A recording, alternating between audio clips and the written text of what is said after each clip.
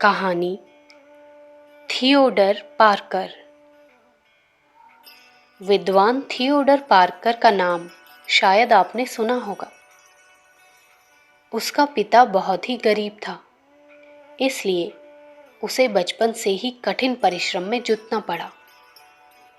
वो हल चलाते समय अथवा घास खोदते वक्त भी अपना पाठ याद करता रहता। जब भी मौका मिलता पुस्तकें पढ़ने बैठ जाता।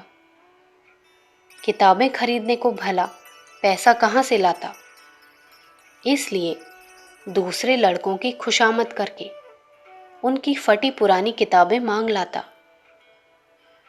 एक पुस्तक की उसे बहुत सख्त ज़रूरत थी, लेकिन बहुत कोशिश करने पर भी वह पुस्तक कहीं मिल न सकी। एक दिन उसे एक उपाय सूझा। रात को चुपके से उठकर जंगल में गया और जंगली बेरों को तोड़ तोड़ कर इकट्ठा किया और उन्हें बोस्टन नगर की हाट में बेच आया। इन्हीं पैसों से उसने वह पुस्तक खरीद ली। एक दिन पार्कर ने बड़ी विनय के साथ पिता से प्रार्थना की, क्या आप मुझे एक दिन की छुट्टी दे सकते हैं? गरीब पिता ने अपने छोटे बालक की ओर आश्चर्य से देखा।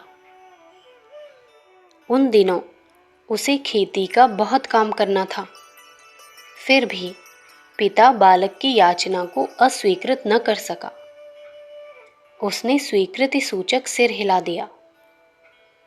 बालक बहुत सवेरे उठा और 5 कोस पैदल चलकर हार्वर्ड कॉलेज में जा पहुंचा। उसने वहां अपना नाम लिखाया और खुशी खुशी शाम को घर वापस लौट आया। घर आकर उसने अपने कॉलेज में प्रवेश होने की बात बताई। पिता बालक के प्रयत्न पर प्रसन्न हुआ, पर आर्थिक चिंता की रेखा उसके चेहरे पर झलक आई। बालक उसे ताड़ गया। पार्कर ने कहा, पिताजी आप चिंता न कीजिए, मैं ना तो आपका काम करना छोड़ूंगा और न खर्च के लिए पैसे मांगूंगा। मैंने कॉलेज में इसी शर्त के साथ नाम लिखाया है कि घर पर पढ़ता रहूंगा और अंतिम परीक्षा में बैठकर सनद ले लूंगा। पिता की आंखें छलक आईं।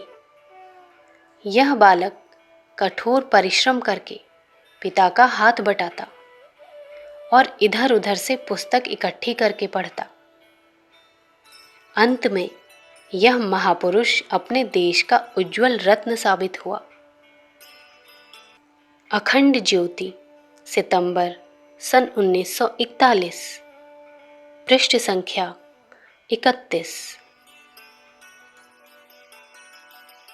विचार क्रांति दूत यूट्यूब चैनल को सब्सक्राइब करें एवं अगली वीडियोस प्राप्त करने के लिए बेल आइकन दबाएं। धन्यवाद।